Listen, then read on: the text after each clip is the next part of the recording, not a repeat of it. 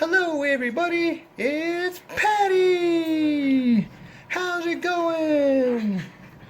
Mr. Q thought it would be fun if I would talk to you guys about what I've been doing to pass the time during this crazy pandemic time. So today, I'm going to talk to you about Jigsaw Puzzles. So, feel free to take some notes. And let's talk about jigsaws.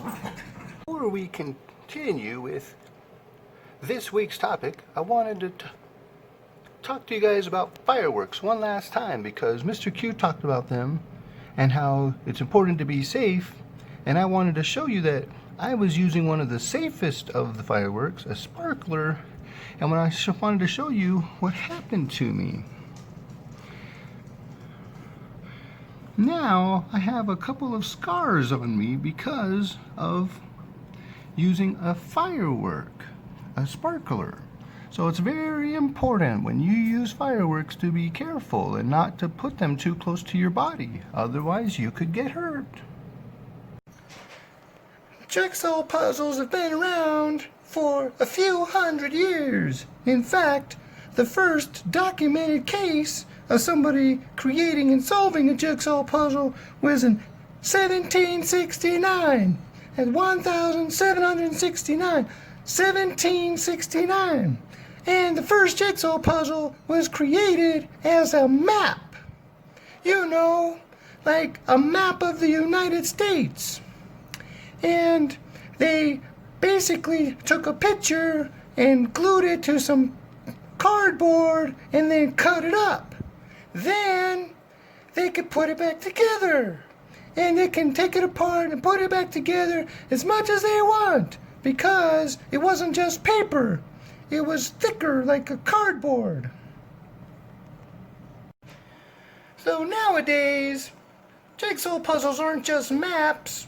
Jigsaw puzzles could be about anything. They could be about fish, they could be about cats, or planes and cars, or nature. They could be anything you want them to be. They could be a picture of your mom.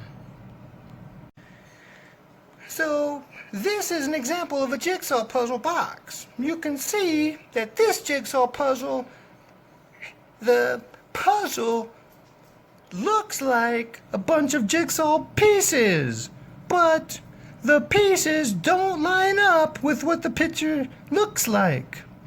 So there will be jigsaw pieces that fit together to make pieces of this jigsaw puzzle. You can see that this picture is of a little house, a cottage next to a stream. In this picture, the trees were really difficult to put together because their colors blended in so well. In this picture of a house next to a street with a horse pulling a buggy. And in this puzzle, the street and the bright lights were hard to do. In this puzzle, this is of Dumbo. And he's flying through the sky at a circus. And the sky was pretty hard to put together on this one. And on this picture, you see a bunch of cars at a drive-in theater. At a drive-in theater, you can watch a movie from your car. The skyline was kind of difficult on this one. Different jigsaw puzzles have different types of pieces in it. There's all kinds of pieces, and there's all kinds of sizes of pieces. The last puzzle I did, the pieces were as big as my nose. Those pieces were so small. This puzzle's a little bit bigger, a little bit easier that I want you to work with me on, okay? And we're going to be talking about the different ways that you can go about solving a jigsaw puzzle. You can see here that puzzle I was talking about, how the puzzle piece is so small. You can see it's smaller than Mr. Q's fingernail right there. And this is the puzzle that it went to. This puzzle is really challenging because the pieces were so small and the plants were so hard and the sky was so difficult. This puzzle took a really long time to do.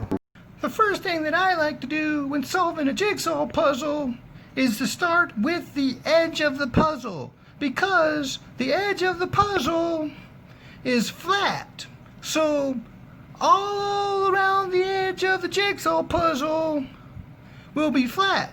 So that makes it a little bit easier to find which pieces go with which pieces. So that's why I like to start with that. And let me show you what I'm talking about. So what I like to do is get these pieces like this. You can see how that piece is flat. So I like getting all these pieces and putting them to the side. So after I put all these to the side, I like to flip them over so I can see what the colors are and the patterns. But what you want to look at is these pieces right here. Take a look. You can see how these two pieces, they're flat on two sides. That means that they are corner pieces. So there's only 4 corner pieces in the whole puzzle. So that can help you build around the outside of your puzzle. Once I separate all the outside pieces, I also like to group together all the pieces that have similar colors. So you notice here, these all have blue colors, and these ones all have this golden color, and these ones all have this red color. So I hope that all of these pieces that have the same color will go together, and that will help me put together the puzzle a little bit easier. So you can see here how I sorted out the corners, all the outside pieces. These are some light purple, some medium purple, and these are all the pieces I couldn't figure out. These are a bunch of golden pieces, some red pieces, and some turquoise pieces. So now I can start putting them all together. Another good strategy to help you put the jigsaw puzzle together is to use the box. Notice that the box shows you what the puzzle is supposed to look like. So use that to have an idea of where pieces go in the puzzle. So if you'll notice right here, in the right side of the box, there's an R and an R.